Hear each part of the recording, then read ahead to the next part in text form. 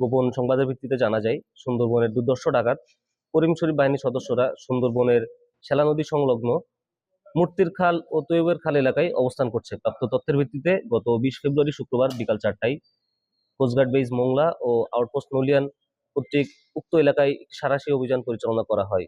অভিযান চলাকালীন উক্ত এলাকা হতে 4টি একনলা বন্দুক, একটি দেশীয় 1 শুটার গান, 10 রাউন্ড তাজা গোলা, 17 রাউন্ড তাজা কার্তুজ ও 10 রাউন্ড ফাঁকা কার্তুজ সহ সুন্দরবনের দুর্ধর্ষ ডাকাত করিম শরীফ বাহিনীর এক সক্রিয় সদস্যকে আটক করা হয়। প্রাথমিক জিজ্ঞাসাবাদে জানা যায় আটককৃত ডাকাত বাদশা শেখ বাগেরহাট জেলার রামপাল থানার বাসিন্দা। সে দীর্ঘদিন যাবৎ করিম শরীফ বাহিনীর সঙ্গে ডাকাত দলকে অস্ত্র, গোলা বারুদ ও রসদ সরবরাহের মাধ্যমে সহযোগিতা করে আসছিল। জব্দকৃত আলামত ও আটককৃত ডাকাতের পরবর্তী আইনানুগ ব্যবস্থা গ্রহণের কার্যক্রম প্রক্রিয়াধীন রয়েছে। ত্রয়োদশ জাতীয় সংসদ নির্বাচন উপলক্ষে কোস্টগার্ডের সদস্যরা নির্বাচন দায়িত্বে নিয়োজিত থাকার সুযোগকে কাজে লাগিয়ে কিছু অসাধু চক্র পুনরায় সুন্দরবনে সক্রিয় হওয়ার চেষ্টা করছে। তবে সুন্দরবনকে দূষণমুক্ত রাখার দৃঢ় সংকল্পে ইতিমধ্যে কোস্টগার্ড বিশেষ সাঁড়াশি অভিযান আরম্ভ করেছে। উক্ত অভিযানে সুন্দরবনে ডাকাত করিম শরীফ বাহিনীর 5টি আস্তানা ধ্বংস করা হয়।